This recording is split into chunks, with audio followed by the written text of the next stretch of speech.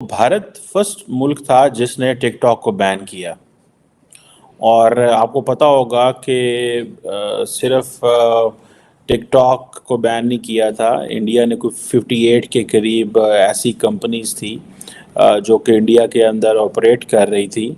और चाइनीज़ वो कंपनीज थी जो ऐसी एप्लीकेशंस रखती थी, उन सबको बैन कर दिया।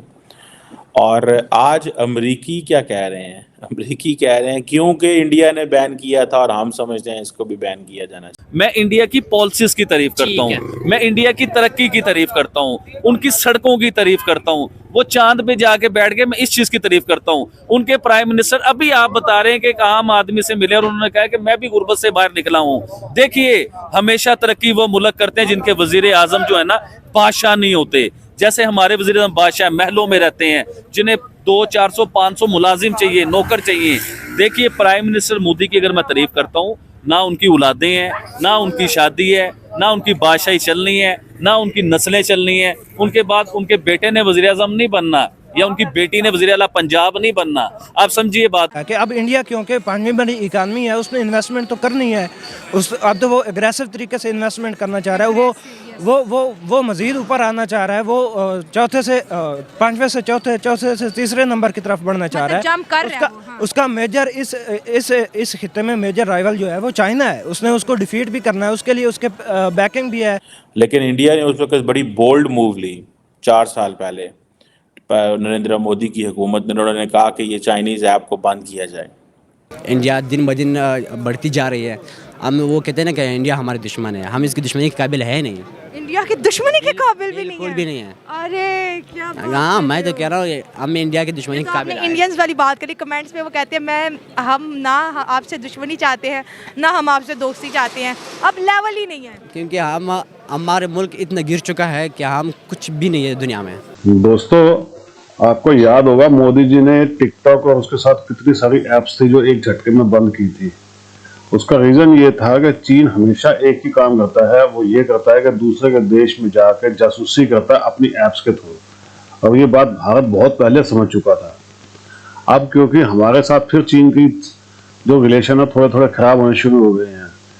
दोस्तों, वो दिन दूर नहीं है जब हमारी चाइना से लड़ाई होगी। अब ये होनी है। हमें अपना अक्साई चीन वापस लेना है। हमें अखंड भारत तो बनाना ही बनाना है ना। मोदी जी उसकी तैयारी में लगे हुए हैं और चीन को मुंह तोड़ जवाब दिया जाएगा। ये नेहरू नहीं है जो पीछे हट गया था, ये मोदी जी है, अंदर घुस के मारेंगे इसको।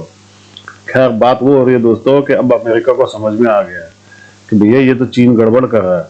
देखिए दोस्तों, मोदी जी की दूरंदेशी। मोदी जी 4 साल पहले चीज को जो समझ चुके थे, वो अमेरिका को अब समझ में आया। ये है अपने आप को जो अपने चतुर समझते हैं। आप जरूर कमेंट्स कीजिएगा और वीडियो को लाइक और चैनल को सब्सक्राइब कर लीजिएगा। Thank you very much. दोस्तों, भारत फर्स्ट मुल्क था जिसने टिकटॉक को बैन किया। और आपको पता होगा कि सिर्फ टिकटॉक को बैन नहीं किया था, इंडिया ने कुछ 58 के करीब ऐसी कंपनीज थी जो कि इंडिया के अंदर ऑपरेट कर रही थी। और चाइनीज़ वो कंपनीज थी जो ऐसी एप्लीकेशंस रखती थी, उन सबको बैन कर दिया। और आज अमरीकी क्या कह रहे हैं? अमरीकी कह रहे हैं क्योंकि इंडिया ने बैन किया था और हम समझते हैं इसको भी बैन किया जाना चाहिए। लेकिन ऑब्वियसली अमेरिका की अपनी रीजंस हैं। लेकिन इंडिया ने उस वक्त बड़ी बोल्ड मूव ली 4 साल पहले। नरेंद्र मोदी की हुकूमत ने, उन्होंने कहा कि ये चाइनीज़ ऐप को बंद किया जाए। और जैसे मैंने पहले कहा कि 58 अदर चाइनीज़ ऐप्स थी, ठीक है जी, जिनको बंद किया गया। अब अगर आप इसको देखें कि ये जो हाउस ऑफ रिप्रेजेंटेटिव है, उसने कल वोट दे दिया कि उन्होंने कहा जी कि टिकटॉक जो कि चाइनीज़ ओनर है उसका, और एक बड़ी इम्पॉर्टेंट एक ये ऐप है, इसका नेशन वाइड बैन होना चाहिए। और अमेरिकन स्पाई चीफ्स ये कह रहे हैं कि चाइना जो है वो टिकटॉक को इस्तेमाल कर रहा है to undermine the democracy. That's how what they are portraying it. अच्छा, अगर आप देखें, बेसिकली एक बाइट डांस एक कंपनी है, ये चाइनीज़ इंटरनेट टेक्नोलॉजी कंपनी है जिसका हेडक्वार्टर बीजिंग में है। और ये जो बाइट डांस है, इसने बेसिकली ये वीडियो शेयरिंग ऐप टिकटॉक और कुछ और ऐप्स भी इन्होंने की थी। ये कहते हैं जी कि हमारा काम जो है वो इन्फॉर्म करना है, एजुकेट करना है, एंटरटेन करना है, और इस तरह की चीज़ें क्रॉस डिफरेंट लैंग्वेजेस पूरी दुनिया में इसमें कंटेंट क्रिएट होता है और इस तरह की बातें ये करते हैं। लेकिन अब क्वेश्चन ये आता है कि अब अमेरिका को कौन समझाए और कौन करे। अमेरिका के अंदर आप देखें, ये दूसरी दफ़ा है पिछले 4 सालों में कि जो चाइनीज़ ये ऐप है टिकटॉक, इसको ऊपर लॉ मेकर्स जो हैं वो डिस्कशन कर रहे हैं। अब अमेरिका के ऊपर ये भी प्रेशर है कि तकरीबन more than 170 million American users are using it. So if this is a popular app but at the same time it is owned by China, how to keep it or not. ठीक है जी। अब ये हुआ था कि 2020 के अंदर अमेरिकी सदर डोनाल्ड ट्रंप ने एक एग्जीक्यूटिव ऑर्डर जो है उसको साइन किया था, जिसमें जो बाइडेंस के ओनर थे, ठीक है जी, उनको कहा गया कि ये जो इसके ऐप को जो है वो 90 दिन के अंदर बेच दें। लेकिन फिर उसके बाद क्या हुआ, लीगल इश्यूज आना शुरू हो गए। अब लॉ मेकर्स जो हैं अमेरिका के अंदर वो अभी मैं कुछ दिन पहले देख रहा था, कुछ कांग्रेस की हेयरिंग्स हो रही थी, तो वो जो उसका नाम क्या है, जो टिकटॉक को रिप्रेजेंट कर रहा है, बाइडेंस को रिप्रेजेंट कर रहा है अमेरिका के अंदर, आई थिंक शॉन के क्या नाम है उस लड़के का, ही इज़ फ्रॉम सिंगापुर। तो वहाँ पे बड़ा इंटरेस्टिंग सिचुएशन पैदा हो गई, जिसमें बहुत सारे लोग कंटेंट बना रहे थे कि अमेरिकन कांग्रेसमैन उसको पूछ रहे हैं तुम्हारा ताल्लुक चाइना से है, वो कहता है नहीं मैं सिंगापुर से हूँ। तुम्हारे पास चाइनीज़ पासपोर्ट है, वो कहते हैं नहीं मेरे पास है ही सिंगापुर का passport, I am Singapore citizen. अब ये आता है कि अमेरिकन लॉ मेकर्स इस पर कह रहे हैं, ठीक है, और जैसे मैंने पहले कहा कि वो इंडिया का रेफरेंस दे रहे हैं कि देखिए जनाब इंडिया ने भी किया था, ठीक है जी।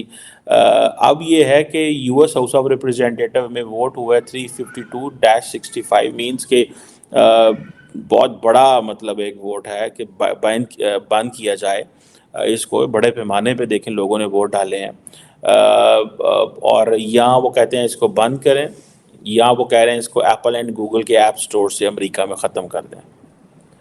और अब ये बिल सेनेट के पास चला गया है for the approval. If Senate passes this bill then the President of the United States, अभी मैं वाइट हाउस की एक स्टेटमेंट देख रहा था, वो कह रहे थे कि अगर कांग्रेस पास कर देगी तो मैं कर दूंगा, मैं ऐसे नहीं कह रहा। So it means that the Joe Biden is not doing any executive order the way Trump did.